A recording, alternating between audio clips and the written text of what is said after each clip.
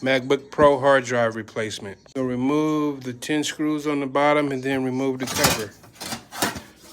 Once the cover is removed, unplug your battery right here. And then you're gonna remove 2 screws right here, 1, 2, to pull your hard drive out. Once the hard drive is out, you're gonna plug up the new hard drive right here. Put this back, 2 screws, plug your battery back.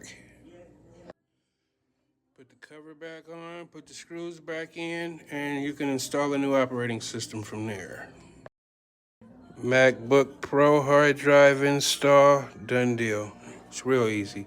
Takes about 5 minutes. Next, I'm gonna show you guys how to install the operating system.